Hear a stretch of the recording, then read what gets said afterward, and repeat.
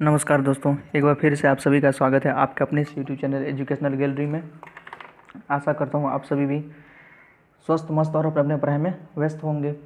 आप सभी का एग्ज़ाम अच्छे से जा रहा होगा और लास्ट पेपर हिंदी इंग्लिश का होता है। तो इस पेपर में इस वीडियो में हम साइंस एंड कॉमर्स वाले 2020 का साइंस एंड कॉमर्स जिनका भी साइंस एंड कॉमर्स है उसमें 100 नंबर का जिनका भी हिंदी है उसके पेपर को हम डिस्कस कर रहे हैं। 100 नंबर का जिसका हिंदी होता है आरबी हिंदी साइंस एंड कॉमर्स वाले को, तो 2020 का पेपर हम डिस्कस कर रहे हैं प्रीवियस ईयर का, कि एक बार आप देख लीजिए। इसमें से ही मैक्सिमम क्वेश्चन हो सकता है रिपीट हो, क्योंकि अभी तक तो ट्रेंड चला है कि प्रीवियस ईयर का क्वेश्चन बहुत सारा रिपीट हो रहा है, तो हो सकता है कि इस बार भी रिपीट हो। तो एक बार देखने से कुछ हो जाता तो नहीं है, प्लीज़ आप देख लीजिए, कुछ ना कुछ नॉलेज ही आपको बढ़ जाएगा। ठीक है दोस्तों, तो आइए शुरू करते बिना टाइम लैप्स किए हुए देखते हैं। फर्स्ट क्वेश्चन है, आधुनिक हिंदी काव्य सरिता के संपादक कौन है? आधुनिक हिंदी काव्य सरिता के संपादक डॉक्टर उमेश चंद्र मिश्र शिव हैं। ठीक, ऑप्शन ए सही है। सेकंड देखिए, छायावादी कविता में प्रधानता है। छायावादी कविता में किसकी प्रधानता है? तो छायावादी कविता में उपयुक्त सभी, मतलब कल्पना की, प्रकृति की, प्रेम विरह की, सभी की प्रधानता है। नेक्स्ट क्वेश्चन है, छायावादी कविता में किस तरह के शब्दों की प्रधानता है? तो छायावादी कविता में तत्सम शब्दों की प्रधानता है दोस्तों। इसका आंसर तो इसमें 0 दिया हुआ है, मतलब नहीं दिया हुआ है, लेकिन हम आपको इसका आंसर हम रेफरेंस दिखा रहे हैं कि इसका आंसर यही है, तत्सम शब्दों की प्रधानता है। देखिए दोस्तों, देख सकते हैं आप यहाँ पर, छायावादी कविता में तत्सम शैली के शब्दों की प्रधानता है। छायावादी काव्य भाषा का स्रोत अधिकतर संस्कृत निष्ठ शैली के शब्द भंडार का रहा है। छायावादी कविता के सभी प्रमुख कवियों जयशंकर प्रसाद, सूर्यकांत त्रिपाठी निराला, सुमित्रा नंदन पत और महादेवी वर्मा ने अपने काव्य में तत्सम शैली के शब्दों का बहुत याद से प्रयोग किया है। ठीक है दोस्तों, तो छायावादी कविता में तत्सम शब्दों का प्रधानता है। नेक्स्ट क्वेश्चन देखते हैं। नेक्स्ट है, छायावादी के स्तंभ कहे जाते हैं। छायावाद के स्तंभ किनको किनको कहा जाता है? तो अभी हम देखे थे, जयशंकर प्रसाद है, सूर्यकांत त्रिपाठी निराला है, महादेवी वर्मा है और सुमित्रा नंदन पत। तो ऑप्शन डी सही है। नेक्स्ट देखिए, प्रगतिवादी कविता के विरोध हैं कि प्रगतिवादी कविता के विरोध में कौन है? तो उपयुक्त सभी, धर्म एवं ईश्वर का, रूढ़िवाद का और व्यक्तिवक्ता का। नेक्स्ट, प्रयोगवाद के प्रणेता हैं। प्रयोगवाद के प्रणेता अज्ञेय। कौन है? अज्ञेय। प्रयोगवाद के प्रणेता कौन है? तो अज्ञेय। आपसे एक गुजारिश है, प्लीज़ वीडियो को लैंडस्केप मोड में देखें तो और अच्छे से समझ में आएगा, और अगर आप ईयरफोन लगा के सुनते हैं तो अच्छे से आपको क्लियर आवाज़ आएगा दोस्तों। ठीक, अगर साइड कुछ नॉइज़ आ रहा है तो प्लीज़ उसके लिए मैं क्षमा प्रार्थी हूँ, थोड़ा बहुत तो आते ही रहता है। आप बस वीडियो देखिए, उसका आंसर देखिए और समझिए। 7th है, तार सप्तक क्या है? तो तार सप्तक एक काव्य संग्रह है। ठीक, ऑप्शन ए सही है। हिमाद्री तुंग श्रृंग से कविता किस नाटक में है? तो आंसर भी चंद्रगुप्त से, चंद्रगुप्त नाटक से है। नाटक से भी बहुत सारा क्वेश्चन सब आता है दोस्तों, तो ज़रूर इसको देखते जाइए पूरा। 9th नंबर है, शेफालिका कविता है। शेफालिका कविता किनका लिखा हुआ है? तो सूर्यकांत त्रिपाठी निराला जी का लिखा हुआ है। बी ऑप्शन सही है। ये शेफालिका कविता के बारे में मैक्सिमम पूछा जाता है प्रीवियस ईयर क्वेश्चन में। आप 18 का क्वेश्चन अगर आपके पास अवेलेबल होगा या 19 का होगा तो उसमें भी इसके बारे में, शेफालिका कविता के बारे में पूछा होगा, क्योंकि सिलेबस में तो पूछेगा ही। नेक्स्ट है, गीत अगीत के कवि हैं। गीत अगीत के कवि कहें तो रामधारी सिंह दिनकर जी। ये भी बहुत अच्छा क्वेश्चन है। नेक्स्ट है, सॉरी एक मिनट,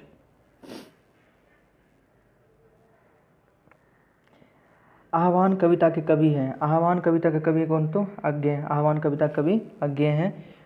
वे और तुम के कवि हैं नागार्जुन जी। नागार्जुन जी वे और तुम के कवि हैं। नेक्स्ट है, ए.आर.ई. रोशनी के कवि हैं मुक्तिबोध। ए.आर.ई. रोशनी के कवि कौन है? तो मुक्तिबोध। ये कवि के नाम से तो क्वेश्चन आता है दोस्तों, तो सारे कवि का नाम आपको एकदम फिंगर टिप्स उसको रट लेना चाहिए, क्योंकि इसका क्वेश्चन ना छूटे वही फ़ायदा होगा आपके लिए, क्योंकि ये क्वेश्चन तो आना ही आना है दोस्तों। ठीक, नेक्स्ट देखते हैं। 40 नंबर देखिए, साँझ का बादल के कवि हैं। तो साँझ के बादल के कवि कौन है? तो धर्मवीर भारती। नेक्स्ट, निराला का पूरा नाम क्या है? तो सूर्यकांत त्रिपाठी निराला। सूर्यकांत त्रिपाठी निराला।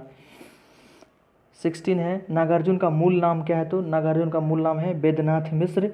ये अपने दरभंगा के ही हैं, नागार्जुन वेदनाथ मिश्र। तरौनी गांव अगर कोई जानते होंगे तो नेहरा के आसपास है तरौनी, वहीं के हैं नागार्जुन। जयशंकर प्रसाद की कर्मभूमि जन्मभूमि है। जयशंकर प्रसाद की कर्मभूमि और जन्मभूमि कहाँ है तो वाराणसी, ऑप्शन ए सही है। 80 नंबर देखिए, आंसू है। आंसू क्या है तो विरह गीत है। विरह मतलब जो क्या कहते हैं उसको, विदाई जब लेता है ना उस समय जो गीत है, उस प्रकार का गीत है विरह। तोरती पत्थर, तोरती पत्थर एक यथार्थवादी कविता है। क्या है तो यथार्थवादी कविता है, ऑप्शन ए सही है। नेक्स्ट है हाहाकार है। हाहाकार एक प्रकार का क्रांतिकारी कविता है, हाहाकार, ऑप्शन ए सही है। 21 देखिए, यह दीप कविता में, यह दीप कविता में तो व्यक्ति का समर्पण है समाज के प्रति, दीप का समर्पण है दीप पंक्ति के प्रति, सी ऑप्शन है दोनों है, डी उपयुक्त कोई नहीं, तो ऑप्शन सी सही है दोनों, ए और बी। नेक्स्ट है 22 नंबर, मनु चिंता करता है। मनु चिंता करता है हिमगिरी पर, कहाँ करता है तो हिमगिरी पर। नेक्स्ट है 23, कुकुरमुत्ता है। तो कुकुरमुत्ता एक सर्वहारा का प्रतीक है, सर्वहारा का प्रतीक है कुकुरमुत्ता। नेक्स्ट देखिए, राम की शक्ति पूजा में कमल पुष्प कौन चुरा लेता है तो राम की शक्ति पूजा में कमल पुष्प शक्ति चुरा लेता है, ऑप्शन डी सही है। नेक्स्ट है 25, धिक साधन जिसके लिए सदा ही क्या शोध किसका कथन है। धिक साधन जिसके लिए सदा ही क्या शोध किसका कथन दोस्तों, तो इसका आंसर हमें भी अभी नहीं पता है। देखिए पिछला एक और क्वेश्चन था कि छायावादी कविता में किस तरह के शब्दों की प्रधानता, तो वहाँ भी आंसर नहीं दिया था, लेकिन हम आपको खोज के जरूर बताए थे। इसका हमको अभी नहीं मिला है, अगर मिलेगा तो ज़रूर हम आपको बताएंगे। आप हमें कमेंट में लिख सकते हैं, हो सकता है तब तक हमें पता चल गया हो, और नहीं मिला होगा तो प्लीज़ अगर आपको मिल गया हो तो आप भी हमें बता सकते हैं इसका, ठीक है दोस्तों। नेक्स्ट देखते हैं तब तक 26, हटो बोयोम के मेघ पंथ से स्वर्ग लूटने हम आते हैं, पंक्ति है किसका है तो हाहाकार कविता का, ऑप्शन ए हाहाकार कविता का। नेक्स्ट है 27, भीम का पश्चाताप में पश्चाताप का क्या कारण है तो न्याय के पक्ष ना लेने का, पश्चाताप का क्या कारण है, न्याय का पक्ष ना लेने का कारण है भीम के पश्चाताप में पश्चाताप का कारण, ठीक है दोस्तों। नेक्स्ट देखिए 28 नंबर, अगर आपको वीडियो अच्छा लगा हो तो प्लीज़ सब्सक्राइब कीजिए, हमारे चैनल को लाइक कीजिए, क्योंकि बहुत सारे बच्चे हमारे चैनल को सब्सक्राइब नहीं किए दोस्तों, ये अच्छी बात नहीं है। सब्सक्राइब कर लीजिए, इससे आपको कुछ नहीं जाएगा, कोई नुकसान नहीं होगा, आपको और अच्छी अच्छी जानकारी मिलता ही रहेगा। हम हमेशा आपको एलएनएम से रिलेटेड या कोई भी और, अगर आप कमेंट में लिखिए कोई अभी और भी आपको जानकारी चाहिए किसी भी चीज़ पर, चाहे आप पार्ट 1 में हो, पार्ट 2 में हो, पार्ट 3 में हो, किसी भी पार्ट में हो, साइंस हो, कॉमर्स हो, आर्ट्स से संबंधित कोई भी आपका बैकग्राउंड हो, आप किसी चीज़ से भी संबंधित कोई भी टॉपिक में हमसे जानकारी लेना चाहते हैं, वीडियो चाहते हैं कि उसका वीडियो आपको मिले, तो ज़रूर आप हमें कमेंट में लिखें, हम ज़रूर उसको आपको प्रोवाइड कराएंगे दोस्तों। इसलिए प्लीज़ चैनल को सब्सक्राइब कर दीजिए, लाइक कीजिए और अपने डियर और नियर फ्रेंड्स को भी बताइए। नेक्स्ट देखते हैं 28, वसंत की आगवनी झिंगुर की आवाज़ में कल्पना की है, किसकी कल्पना की है तो बांसुरी की, ऑप्शन सी सही है। नेक्स्ट देखिए, केवल एक जलता सत्य देते टाल किस कविता की पंक्ति है तो केवल एक जलता सत्य देते टाल किस कविता की पंक्ति है तो इनमें से कोई नहीं, ना ही वो वेदना और कल्पना की लाइन है, ना ही बबूल का लाइन है, ना ही पूंजीवाद समाज के प्रति किसी कविता की ये लाइन नहीं है, ठीक है दोस्तों। नेक्स्ट देखते हैं 30, चांद का मुँह में किस वर्ष के चांद का वर्णन है तो सन 53 का वर्णन है, ऑप्शन ए सही है। नेक्स्ट है 31, यारी रोशनी में चांद प्रतीक है, यारी रोशनी में चांद प्रतीक है, इनमें से कोई नहीं, डी ऑप्शन सही है। नेक्स्ट है हिमाद्री तुंग श्रृंग में कविता है, से कविता है प्रायण गीत, किसका है तो प्रायण गीत, 32 का ए सही है।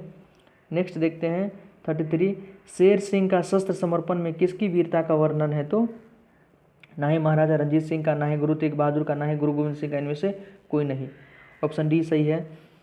नेक्स्ट देखते हैं कामायनी किसकी रचना है तो कामायनी जयशंकर प्रसाद जी की रचना है, ऑप्शन डी सही है। नेक्स्ट देखिए, तोरती पत्थर का दृश्य है, तोरती पत्थर का दृश्य कहाँ का है तो इलाहाबाद का, कहाँ इलाहाबाद, जिसका नाम अभी प्रयागराज हो गया है, डी ऑप्शन सही है। 36 देखिए, जो मार खा रोई नहीं किसके लिए प्रयुक्त है तो पत्थर तोड़ने वाली के लिए, जो मार खाए रोए नहीं किसके लिए प्रयुक्त है तो पत्थर तोड़ने वाली के लिए। 102 बार अगर आप इस वीडियो को देख लेते हैं तो आपको एक प्रकार से मेमोरी में पूरा छप जाएगा दोस्तों, इसको याद करने की ज़रूरत नहीं है, 102 बार इसको देख लीजिए आराम से स्टडी टेबल पे बैठ के, या हो सकता है अपने बेड पे भी बैठ के आप देख सकते हैं, सुन लीजिए अच्छे से ईयरफोन लगा के, दिमाग शांत करके, आपको दिमाग में छप जाएगा। 2 से 3 बार सुन लेते हैं तो एग्जाम में आप जरूर जाके फोड़ के आइएगा, ठीक है दोस्तों। नेक्स्ट देखते हैं तुर्ती पत्थर किस प्रकार की कविता है? तो यथार्थवादी। ऑप्शन ए सही है। नेक्स्ट है, राम की शक्ति पूजा में पुरुषोत्तम नवीन कौन है? तो राम। ऑब्वियसली बात है, पुरुषोत्तम तो मर्यादा पुरुषोत्तम तो भगवान श्री राम को ही कहा जाता है, तो बहुत आसान क्वेश्चन है। उर्वशी किसकी रचना है? तो रामधारी सिंह दिनकर का। ऑप्शन ए सही है। नेक्स्ट देखिए 40 नंबर, धर्मवीर भारती किस काव्यधारा के कवि हैं? तो नई कविता के। किसके हैं? नई कविता के। नेक्स्ट है 41, गीत खो गए कहाँ, छंद सो गए कहाँ, किस कविता की पंक्ति है? तो कवि और कल्पना। ये सब ध्यान रखिएगा दोस्तों, ये सब बहुत इंपॉर्टेंट क्वेश्चन है, आएगा तो यही सब आएगा, यही सब रिपीट होता है।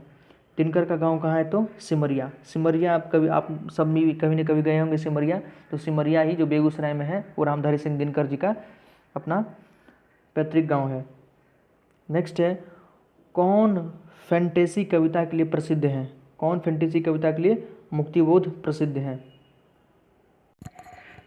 नेक्स्ट देखिए दोस्तों 44, दिनकर की काव्य भाषा क्या है? तो दिनकर की काव्य भाषा सरल है, अस्पष्ट है या कठिन है? तो इनमें से कोई नहीं, डी ऑप्शन सही है। नेक्स्ट देखते हैं, किस कवि ने प्रतीकों का प्रयोग अधिक किया है? तो इसका भी दोस्तों हमको आंसर नहीं मिला है, मिलेगा तो ज़रूर आपको हम अपडेट करेंगे। नेक्स्ट 46, संक्षेपण की विशेषताएं हैं। तो संक्षेपण की विशेषताएं क्या है? संक्षिप्तता, सरलता, अस्पष्टता, उपयुक्त सभी। ग्रामर से क्वेश्चन आता है दोस्तों, तो ये सब आपको बहुत अच्छे से ध्यान रखना पड़ेगा, क्योंकि ये सब क्वेश्चन अच्छा क्वेश्चन है। अब आगे भी अगर हिंदी की पढ़ाई करेंगे तो ये सब पूछता ही है। ठीक है दोस्तों, तो संक्षेपण की सब विशेषता क्या है? तो संक्षिप्तता, सरलता और स्पष्टता, डी ऑप्शन सही है। नेक्स्ट देखिए, संक्षेपण मूल अवतरण का होता है। तो संक्षेपण मूल अवतरण का होता है, तो 1/3 अवतरण का होता है। ऑप्शन ए सही है। नेक्स्ट देखिए 48, संक्षेपण की भाषा में प्रयोग किया जाता है। तो संक्षेपण की भाषा में किनका प्रयोग किया जाता है? अन्य पुरुष का। किसका? अन्य पुरुष का, सी ऑप्शन सही है। नेक्स्ट देखते हैं, पलवन का अनिवार्य गुण है तो विस्तारण। पलवन का अनिवार्य गुण क्या है? तो विस्तारण। 50 नंबर देखिए, पलवन के समय ध्यान रखना चाहिए किनका? पलवन के समय भाषा की अस्पष्टता पर, भावों की क्रमबद्धता पर, व्याकरणिक अशुद्धियों पर, इनमें से सभी का ध्यान रखना चाहिए दोस्तों पलवन के समय। 51 देखिए, पलवन के मूल अवतरण प्रायः होते हैं। तो कहावत भी होते हैं और सूक्ति भी होती है, दोनों होती है। पलवन के मूल अवतरण कहावत और सूक्ति दोनों होती है। टिप्पण के द्वारा दिया जाता है। टिप्पण के द्वारा क्या दिया जाता है? तो टिप्पण के द्वारा सुझाव भी दिया जाता है, निर्देश भी दिया जाता है और सूचनाएं भी दिया जाती है। ठीक है दोस्तों, तो डी ऑप्शन सही है। टिप्पण के प्रकार है, टिप्पण के प्रकार आदेशात्मक टिप्पण भी और विचारात्मक टिप्पण, तो उपयुक्त दोनों। नेक्स्ट 54 देखिए, आदेशात्मक टिप्पण कौन लिखता है? तो अधिकारी। आदेशात्मक अधिकारी ही आदेश देगा दोस्तों। ठीक है, तो आदेशात्मक टिप्पण अधिकारी लिखता है। कार्यालयीय प्रचार का उदाहरण है। कार्यालयीय प्रचार का उदाहरण क्या है? तो अधिसूचना। अधिसूचना कार्यालय से ही आता है, तो कार्यालयीय प्रचार का उदाहरण क्या है? तो अधिसूचना। नेक्स्ट देखिए 56, सरकारी पत्र के स्वनिर्देश में लिखा जाता है। सरकारी पत्र के स्वनिर्देश में आपका विश्वास भाजन, भवदीय या आपका, इनमें से सभी लिखा जाता है दोस्तों। ठीक। नेक्स्ट देखिए, सरकारी पत्र के संबोधन में होता है। सरकारी पत्र के संबोधन में लगभग महोदय लिखा होता है। मान्यवर नहीं, पूज्यवर नहीं, प्रिय नहीं, महोदय। जब एप्लीकेशन या लेटर लिखते हैं दोस्तों, तो इन सब चीज़ का ध्यान रखना पड़ता है। ठीक है दोस्तों, तब अच्छा माना जाएगा आपका।